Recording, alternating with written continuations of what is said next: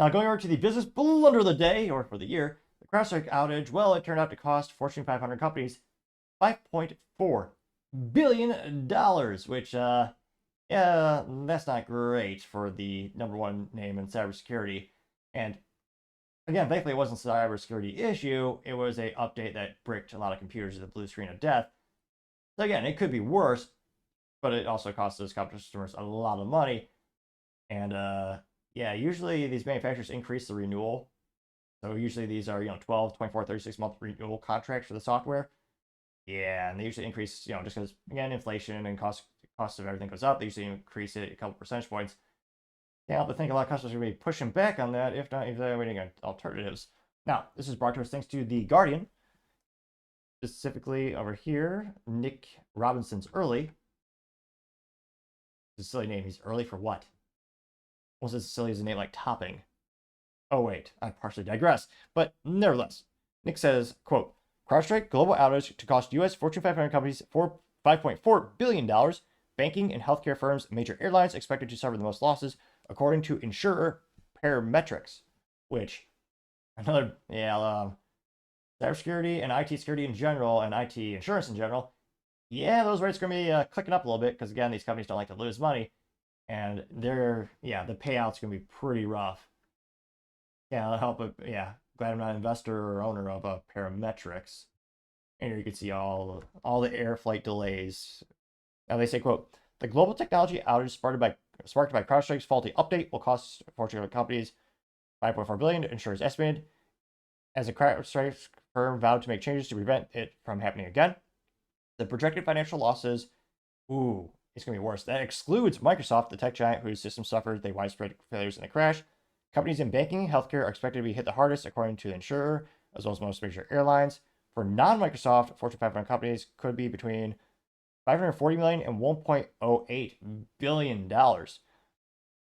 They say, quote, a variety of industries are still struggling to rectify damages from CrowdStrike outage, which grounded thousands of flights, caused turmoil at hospitals, and crashed payment systems in what experts have described as the largest IT failure in history. The outage exposed how modern tech systems are built around precarious ground.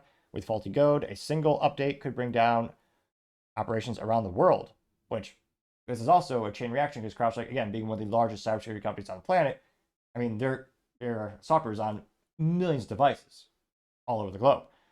Now, they continue saying, quote, CrowdStrike, a Texas-based, debatable, some would say is Austin really Texas, or Texas, as some might say, but I digress. It's like, quote, CrowdStrike, a Texas-based multi-billion-dollar company that has lost about 22% of its stock market value since the outage, has repeatedly apologized for causing the international tech crisis, and we issued a report earlier this week on Wednesday to apologize, which, yeah, it's not great news for them. Again, stock, historically speaking, again, not financial advice, but prior to this, their stock was rising like a rocket.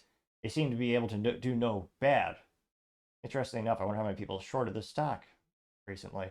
Now, they also say that CrowdStrike was one of the largest, most prominent cybersecurity firms and was valued around $83 billion before the outage. And in terms of market, capturing the market of the large companies, they're pretty impressive. It services about 538 of the Fortune 1000 companies, according to their website, and operates with operations around the world. So not great that this business blunder seems to be getting a little bit worse as we're seeing more of the long-term effects of this outage, which is affecting all those customers. It's going to be a rough year for renewals. Again, prior to this, the renewal success rate, I mean, like most companies, they do brag about it because I guess it's a point of pride to have your customers continue to work with you. But it was high 90s publicly available data. And I mean, this year, how much is going to drop? I mean, anecdotally speaking, most of the people I've spoken with, they understand their downtime wasn't too detrimental, so not as worried about it. Because it's a cybersecurity issue, then I think there'd be a much higher risk of having a greater number of customers move away from that technology to a competitor. But again, this was it's a terrible business model, don't get me wrong. But because it was not like a hack or cybersecurity issue, that's why most people are not as concerned as they would be. But nevertheless, I mean, over $5 billion in lost value for these businesses, they're shut down.